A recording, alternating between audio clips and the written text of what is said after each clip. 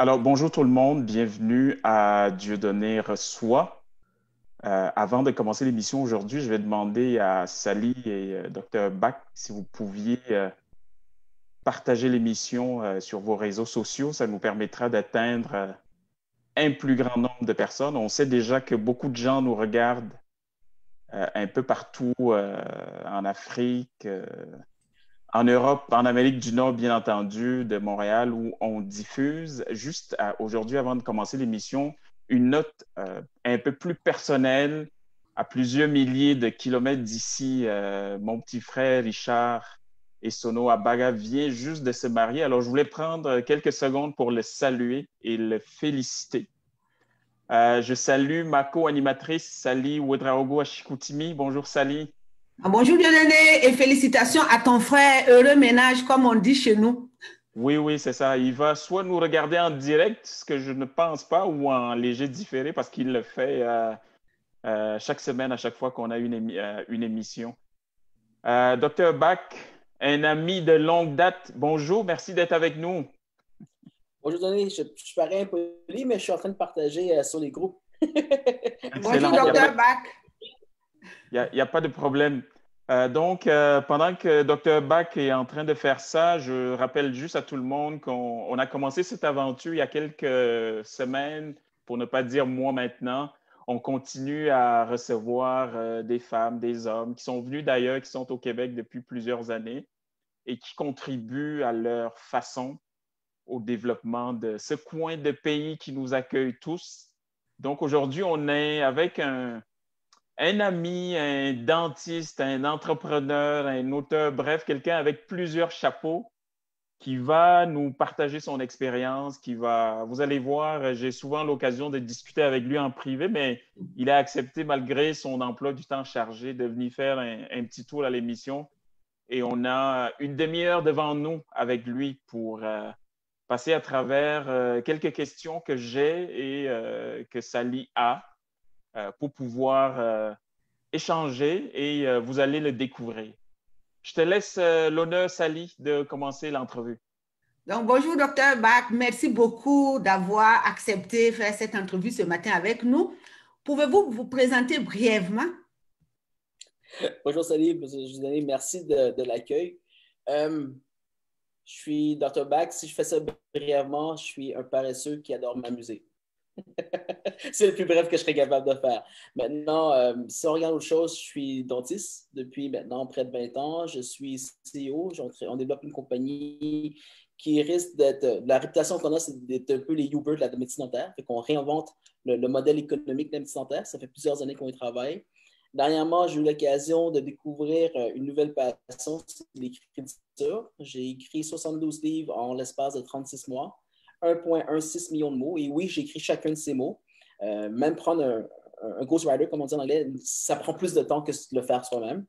Et puis, je m'amuse. Vraiment, il y a une chose qui pourrait me résumer, c'est que je suis ici pour m'amuser, puis je m'amuse en partageant.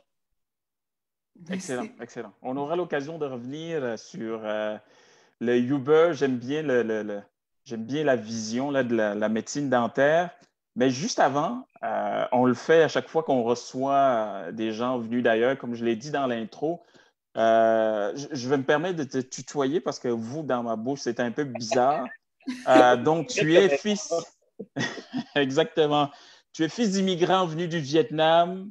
Dirais-tu que tu l'as eu facile? Bref, ce qui nous intéresse, c'est comment s'est passé le choc des cultures entre la maison puisque tu vivais à l'extérieur plus jeune. En fait, ce que je vais dire aussi, je vais le regretter, mais regarde, vu qu'on est en train de se tutoyer, on va oublier qu'il y a une audience qui nous regarde. Est-ce que je l'ai eu facile? Je pourrais dire que le plus dur, c'était à la maison.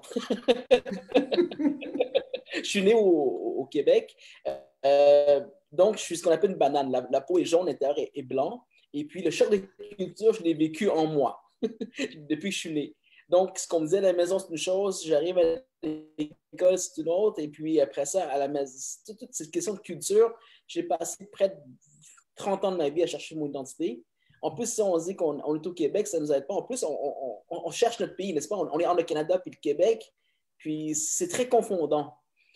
Mais ce que ça a sorti, c'est que ça a sorti beaucoup de ce qu'on voit de la force d'un Québécois aujourd'hui, on voit beaucoup de résilience. On le voit aussi chez les immigrants, mais le peuple québécois en tant que tel est très résilient et souvent, on est aussi très flexible et innovateur. C'est ça, je crois, que lorsqu'on met beaucoup de pression dans une marmite, les ingrédients changent. Et puis, ayant vécu dans cette marmite, à double feu, si on veut, ou à triple feu, je suis devenu très résilient. Je suis devenu aussi très habile à me réadapter et être flexible. Le COVID, d'ailleurs, la crise qui est en cours, nous montre à quel point on peut être résilient parce que tout ce qu'on est en train de faire aujourd'hui, on est en train de se réinventer. Peut-être qu'à la vitesse de l'Internet ou à la vitesse des nouvelles, c'est fou la force qu'on peut trouver à une certaine culture. Et puis, j'en profite de faire une parenthèse. Je sais que je parle au premier président noir du Parti québécois, puis là-dessus, chapeau. Mais on parle beaucoup de français, puis je crois que la culture québécoise, selon mon point de vue d'un immigrant, ce n'est pas cette idée de parler la langue française. Je crois que c'est cette idée d'ouverture et de résilience et de flexibilité. C'est ce que j'en retiens. Et puis, mis comme ça, est-ce que je l'ai eu facile? Je ne peux pas dire que c'était facile. Je peux dire que j'ai eu beaucoup de plaisir en chemin. Ce que je peux dire, c'est que je suis extrêmement reconnaissant d'avoir émergé de ce bouillon de culture, d'avoir émergé de cette ébullition de soif de vivre. Et puis, aujourd'hui, ben, COVID, pas COVID, on se voit, on se regarde, puis on se dit, ben, c'est quoi la prochaine chose qu'on doit régler? C'est quoi la prochaine chose qu'on doit atteindre? C'est quoi la prochaine chose qu'on doit construire? Et c'est dans cette société que j'ai grandi. Puis là-dessus, je l'ai eu très facile. Si on regarde les ingrédients que la société nous avons, je l'ai eu très facile. Le plus dur, c'était à la maison.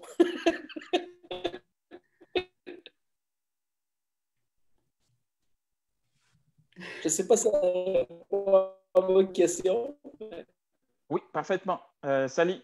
Oui, ça répond bien à la question. Et on voit cette recherche de bouillon de culture. On voit qu'il y a quelques années, vous êtes reparti visiter le pays de vos parents. Que pouvez-vous nous partager à la suite de ce voyage? Ça, va être très, très difficile à répondre. En fait, voici ce qui est arrivé, c'est que moi, je suis parti parce que je vais visiter ma belle famille que je n'avais jamais vue, dont la grand-mère de ma femme. Et puis, aller voir la famille, c'est nullement quelque chose qui me portait à cœur, mais mon beau-père voulait vraiment que je le fasse. Et je suis parti. Maintenant, ce qui est arrivé, c'est qu'on a fait un tour. Fait que le voyage pour aller au Vietnam, ça prend à peu près 20 heures de vol. Puis, j'aime pas prendre des vols en plus. Donc, mon épouse me protégeait. Elle a dit, on a pris 2 semaines, mais à chaque escale, on a pris 3 jours. Fait que on a fait un petit tour d'Asie. On a vu Hong Kong, on a vu Tokyo, on a vu Saigon, aujourd'hui Ho Chi Minh. La famille était à Da Nang, qui était au centre du pays. On a passé 3 jours là-bas. Après ça, on était voir Halong Bay, on était voir Singapour pour revenir à Tokyo puis revenir.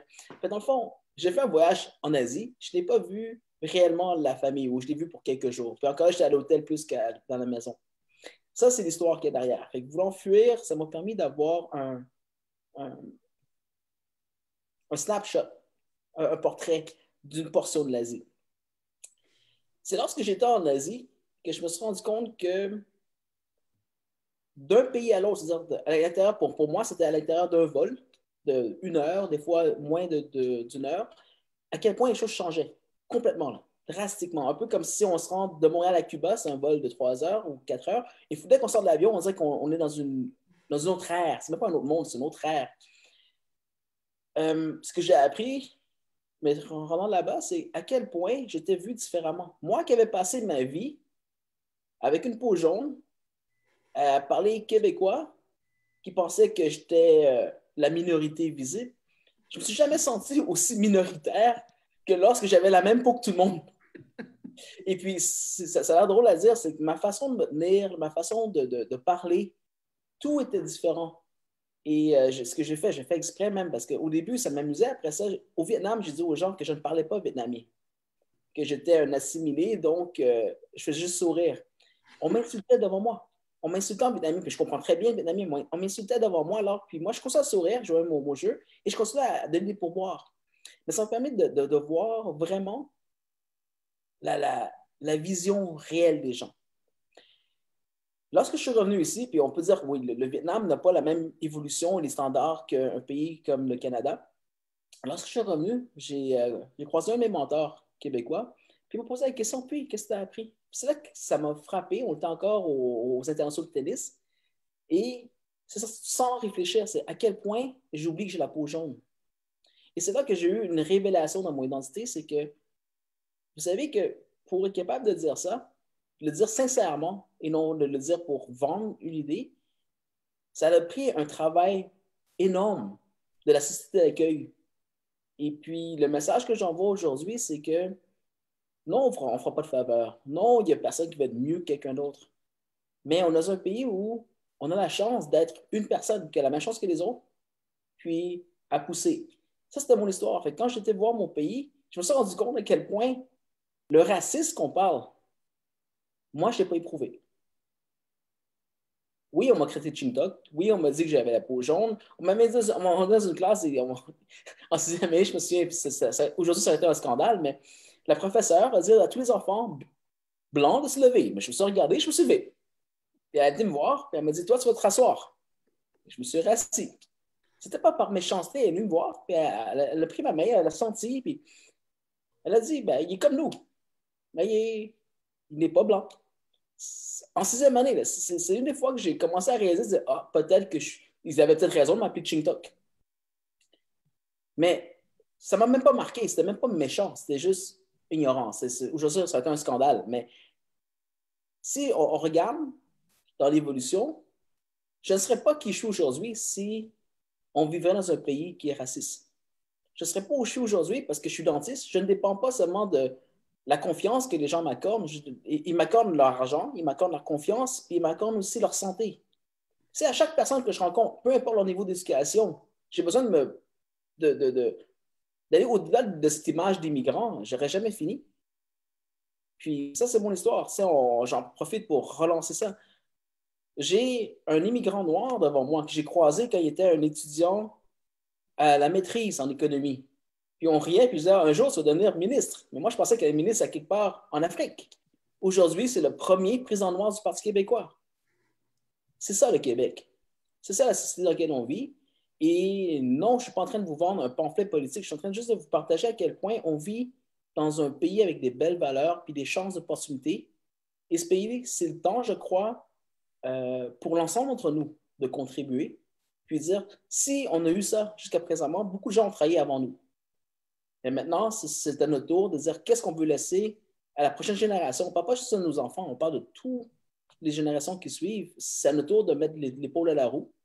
Puis c'est là-dessus d'ailleurs que Dieudonné et moi, on est amis. On est devenus amis étant patients dentistes. Puis à chaque fois, la dentisterie était dans nos pattes parce qu'on n'arrivait pas à parler réellement. Mais là, on est capable, en prenant le temps de laisser les dents de côté, puis de parler d'avenir, de vision, d'expérience. C'est beaucoup plus plaisant. Exactement. Et d'ailleurs, simple curiosité, l'idée de faire la dentisterie, d'être dentiste, ça vient d'où? Est-ce que c'est ton idée? Est-ce que ce sont les parents? Parce qu'en Afrique, en général, les parents veulent qu'on soit comptable, médecin, des choses comme ça, puis des fois, on ne veut pas nécessairement faire ça. Dans ton cas, ça s'est passé comment? C'est exactement ce que tu penses. Mes parents ont dit, tu vas être médecin ou au moins docteur, fait que trouve quelque chose pour avoir le titre de docteur ou rentre plus à la maison. C'était presque ça. Non, Oui. on m'a imposé une profession. Imposer, c'est un grand mot parce que pour mes parents qui ont tout perdu, c'était je travaille, toi, tout ce que tu as besoin de faire, c'est étudier, puis tu vas pouvoir refaire les choses de là. J'ai eu la vie beaucoup plus facile que mes parents, ça c'est vrai. Parce que je suis dans une société d'accueil qui était très ouverte. Tout ce qu'on me demandait de faire, c'est atteindre les standards. Fait que je les ai atteints, mais vu qu'à la maison, les standards, c'est juste la première marche. on pousse. On arrive à plus loin. Ce que je remercie, c'est qu'on vit dans une société qui permet à chaque personne qui est prête à travailler de pouvoir faire sa marque, de pouvoir évoluer. Est-ce que la profession, je me suis senti bien dedans? En plus, quand j'étais dans ce bouillon de culture, on m'a mis dans une profession, moi, j'aime parler, j'aime nouer avec les gens, je veux vous toucher. Étant dentiste, on a des masses, ça ne va pas bien. demande à Dieudonné, mais la première fois que tu es sur ma chaise, on voit un grand gaillard. Oh, mais il n'aime pas le dentiste quand même. Tout ce que j'ai besoin de faire, c'est un tout petit peu plus sympathique, là, puis ça s'est ouvert. Et finalement, nos rendez-vous d'une demi-heure sont devenus 2 heures parce qu'on parlait 1 heure et demie à parler d'économie puis de politique. Et c'est drôle à dire, mais j'ai fait ma marque comme ça en tant que dentiste, c'est que j'étais un dentiste humain. Je cherchais beaucoup à mettre les dents de côté, mais de connecter avec les gens. Fil à aiguille, je me suis noué d'amitié avec beaucoup de mes patients. Même le plus gros projet jamais financé au niveau bancaire, en termes de projet, on parle d'ambition, ça a été vouché par un patient.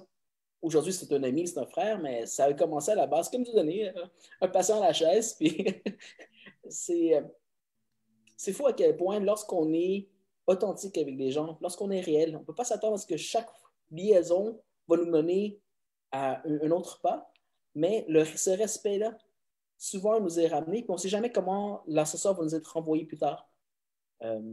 C'est un peu l'histoire que je dis. Puis, c'était de dire qu'on m'a imposé une profession, puis j'ai l'air très heureux dans ma profession quand même, j'ai dû trouver des façons de trouver de la joie dans cette profession.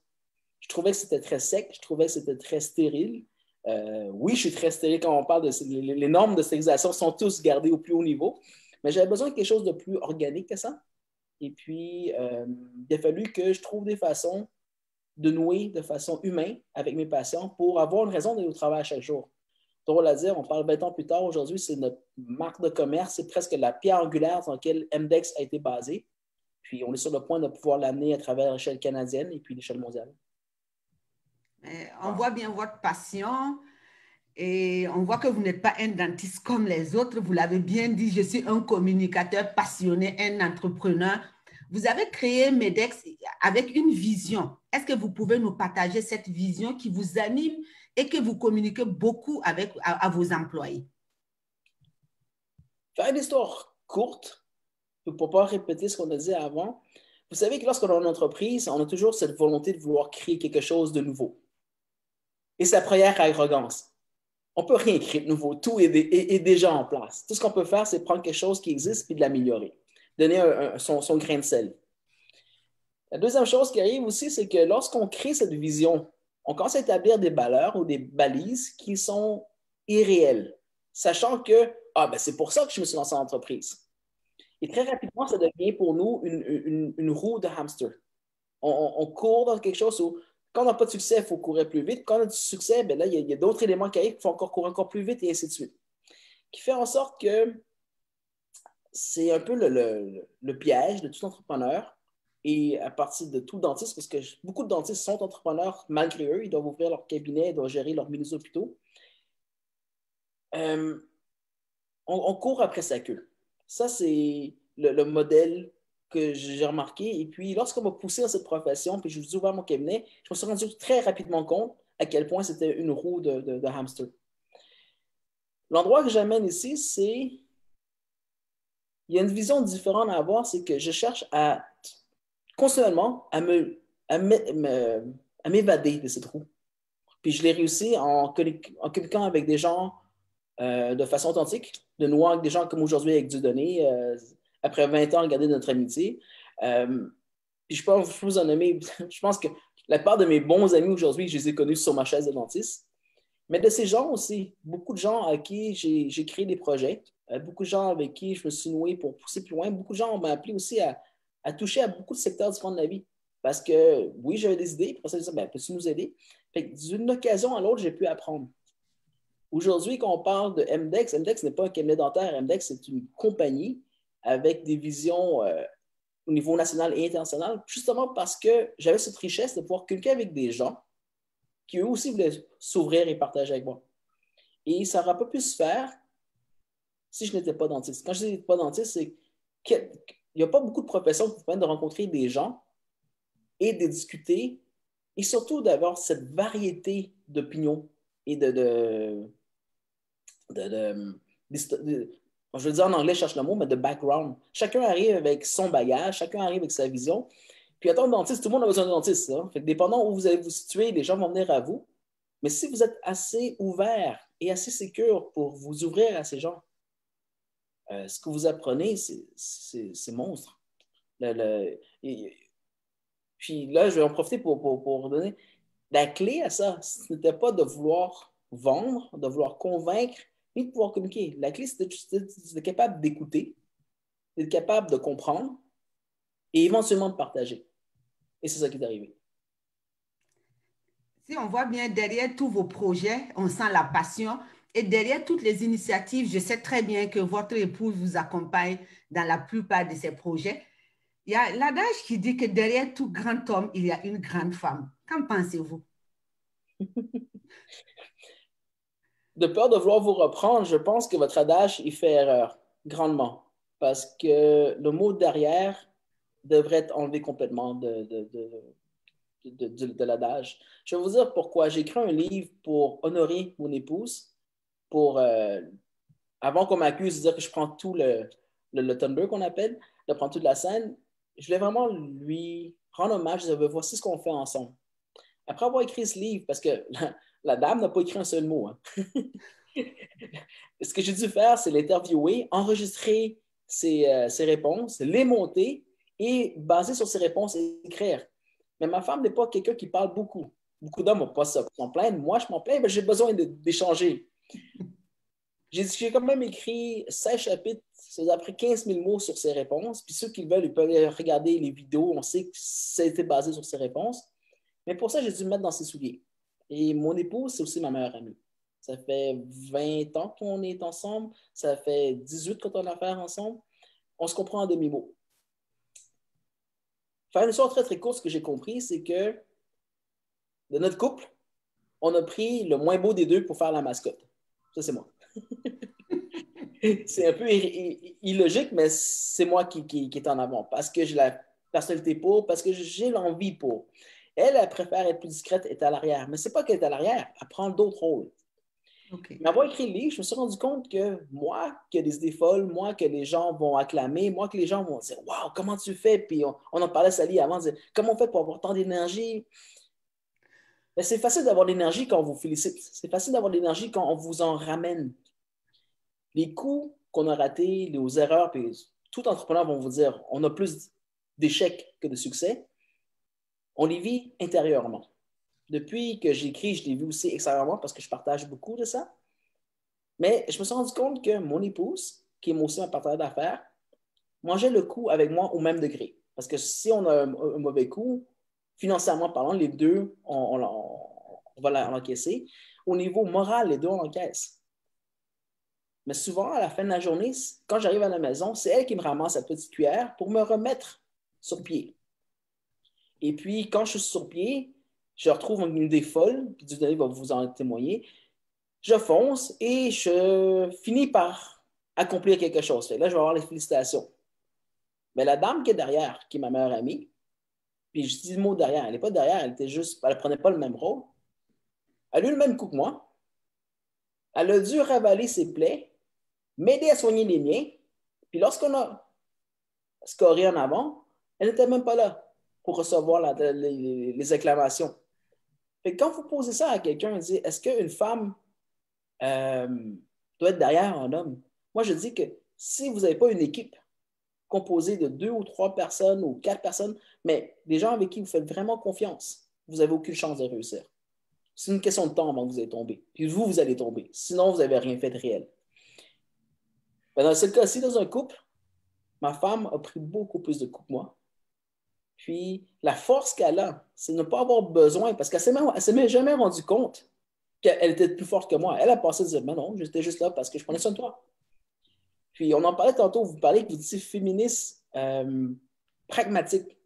J'ai quelque chose contre ce mot féministe parce que vous allez avoir avec moi un allié du genre féminin. Je crois que le manque de respect n'a pas sa place de dire qu'un homme vaut plus. On est très complémentaires.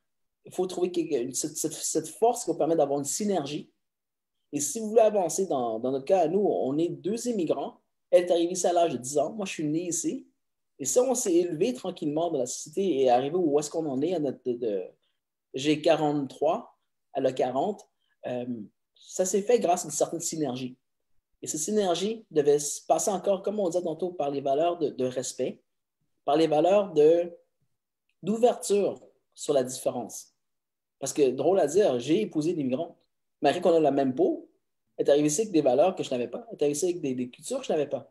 Aujourd'hui, encore une fois, ce bouillon a permis d'avoir une effervescence, si je cherche mon mot. Merci. Merci de m'avoir permis l'occasion de la remercier. Son nom, c'est Traniveau. Pour ceux qui seraient intéressés, le livre s'appelle The Power Behind the Alpha. Il est sur Amazon. Okay. J'essaie de la pousser à donner des conférences parce que dans le fond, plus que d'être une force, elle m'a permis de tout avoir. Ça, on dit que si quelqu'un réussit, il y a toujours un prix à payer. Mais quand on regarde à travers notre évolution, jusqu'à présent, on a presque tout eu. Et ça s'est fait grâce à ce pont qui me permettait de créer la différence. Puis, je crois que si vous allez l'interviewer, vous allez avoir quelque chose de beaucoup plus intéressant que l'histoire que je vous conte, parce que la mienne, elle a l'air très, très polie. Trani, elle va être beaucoup plus direct au but. C'est une ingénieure, une femme de peu de mots, mais sans elle, je ne serais pas où je suis. Puis je parle de Trani, je veux dire, mon chemin a été parsemé d'aides que j'ai eues, et les femmes m'ont contribué énormément à ce que je puisse être où j'en suis. Aujourd'hui, MDEX, enlever les femmes, puis MDEX ne tient plus. MDEX, je pense que 75% de notre personnel sont des femmes. Il est drôle à dire, je suis le patron, mais chacune de ces femmes me dit quoi faire. Et je dis oui. Je pense que Trani est en ligne, alors l'invitation est lancée. J'espère qu'on va la recevoir à l'émission pour aller plus loin dans ce sujet-là et son implication dans le grand projet que MDEX est devenu aujourd'hui. Bac, on va tranquillement vers la fin de l'émission, mais il nous reste un peu de temps quand même. Je voulais revenir sur quelque chose que je trouve très, très importante, c'est que tu écris beaucoup sur le leadership puis sur les affaires. Et on sait que pour les immigrants, réussir en affaires, ce n'est pas nécessairement évident. Si tu avais juste un conseil pour les gens qui ont de bonnes idées, mais qui hésitent, qui disent « Ah, je ne suis pas sûr que ça va marcher », qu'est-ce que tu leur dirais brièvement? Oubliez que vous êtes immigrant. Ce serait la première chose que je vous dirais. En entrepreneuriat, vous êtes tout de suite isolé. Si vous avez une idée, la plupart des gens ne vont pas y croire. Quand vous pensez que vous êtes immigrant au-dessus, vous vous handicapez en disant que peut-être qu'on ne m'écoutera pas ou peut-être, vous n'avez pas besoin de plus de doutes que ce que vous avez déjà. Je peux vous dire aussi, dans le monde de la finance, le racisme n'est pas basé sur la même chose. Oui, il y a un jugement. Oui, on va vous juger très sévèrement, mais on ne vous juge pas sur votre peau. On ne vous juge pas sur vos valeurs. On vous juge sur les idées que vous avez mises sur la table et les chances que vous avez de pouvoir accomplir ces idées. Donc, si vous êtes immigrant, parce que la question, si vous êtes immigrant, vous voulez vous lancer en affaires, la première chose, commencez à oublier votre couleur de peau. La journée que vous avez oublié votre propre couleur de peau, vous avez peut-être une chance de voir les autres sans voir leur couleur de peau aussi. Et puis, ça va être le début, ou peut-être les portes qui vont s'ouvrir afin que vous puissiez exprimer votre âme, exprimer vos idées. Vous allez devoir savoir aussi qu'être en affaires, vous ne savez pas c'est quoi être en affaires avant de le faire. Ça fait 20 quelques années que je suis en affaires, puis j'en apprends encore chaque jour. Donc, la plus grande force que vous allez devoir avoir, c'est d'oublier votre identité, d'oublier qui vous êtes et juste partir avec cette confiance de dire que aujourd'hui, je vais apprendre quelque chose de nouveau. Aujourd'hui, je vais pouvoir rencontrer quelqu'un de différent, puis avec un peu de chance, je vais avoir du plaisir. Si vous partez avec ces 3 points-là, ça a l'air très général, mais je vous promets que votre vie d'entrepreneur va déjà partir du bon pied. Et puis, s'il y a du plaisir qui vient à chaque jour, peu importe ce qui s'est passé dans la journée, que c'était un succès ou un échec, vous avez encore une raison de revenir sur la table. Parce que, je vais vous dire, le parcours entrepreneur est semé d'échecs. Le parcours entrepreneur est semé de doutes.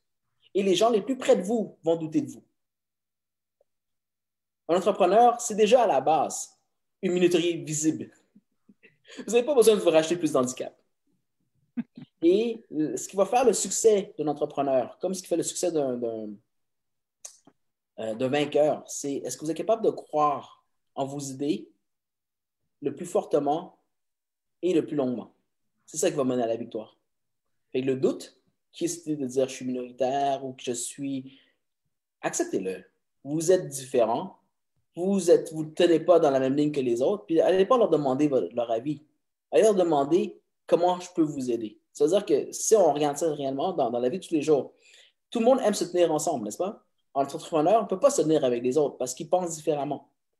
Mais on ne veut pas non plus s'isoler. Trouvez-vous une utilité. Vous regardez un groupe, allez pas leur demander qu'est-ce que vous pensez de mes idées, ils vont vous lapider. Allez leur demander comment je peux vous aider. Ah, vous allez avoir un paquet d'idées là. Parce qu'ils vont vous dire tout ce qu'eux, ils n'aiment pas ou tout ce qu'ils auraient besoin.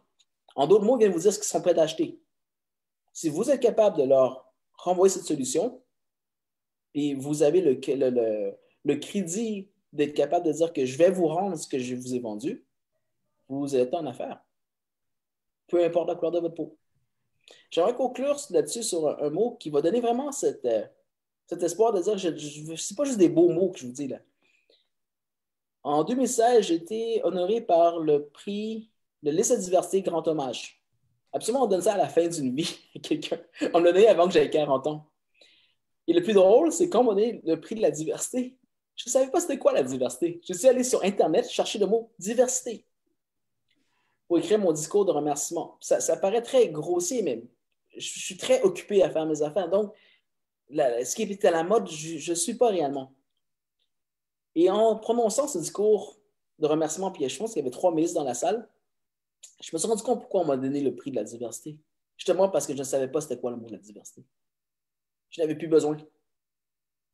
Ce que je souhaite à l'ensemble de votre audience, à l'ensemble du Québec à venir, et puis pour reprendre les mots du donné des néo-québécois, enlevez-moi toutes ces étiquettes. On n'a plus besoin de ça. Parce que tant que vous avez encore des étiquettes, vous êtes encore pris dans un « je vais avoir à prouver quelque chose ». Vous êtes un homme, vous êtes une femme, vous avez des idées, vous avez des besoins, vous avez un potentiel.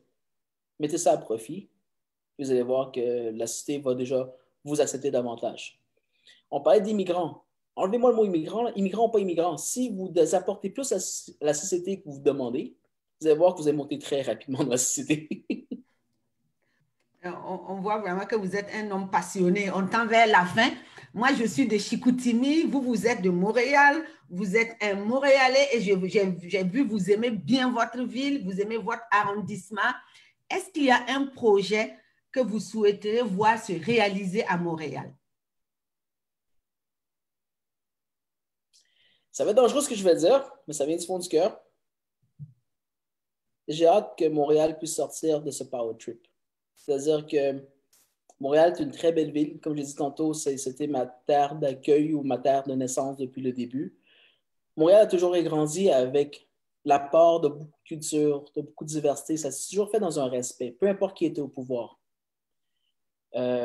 Aujourd'hui, on n'a pas la même chose. On a une vision très unilatérale. Je ne critique pas la vision. Ce que je critique, c'est la façon qu'on mène le changement. Personnellement, ce que je crois, c'est que tout changement ou tout leadership doit se faire par l'inspiration. On doit inspirer les autres à vouloir changer, on doit inspirer les autres à vouloir s'ouvrir. Si on veut imposer, même si c'est une bonne idée, ce qui va arriver, c'est qu'ils vont avoir une résistance qui va arriver juste parce qu'on voulait imposer. Sachant en plus que ce qu'on veut imposer est du sens expérimental, et je prends les mêmes mots que le parti qu'on parle, ça devient insultant. Ce que je souhaite à Montréal, c'est pouvoir retrouver ses valeurs, de pouvoir retrouver sa liberté et de trouver qu'après Ce que je souhaite à Montréal, c'est de pouvoir guérir sans cicatrice. Le plus dommage après ceci, ce serait que les gens se retournent puis on ne laisse plus la chance à quelqu'un de moins expérimenté, qu'on laisse moins la chance à une femme, qu'on laisse moins la chance à des idées innovatrices.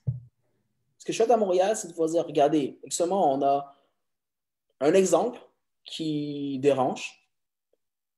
Est-ce qu'on serait capable de guérir? Est-ce qu'on serait capable aussi de pardonner? Quand je dis pardonner, pas à cette personne, mais il y a d'autres gens qui vont arriver avec des idées, il y a d'autres gens qui vont arriver avec ce vouloir de changer.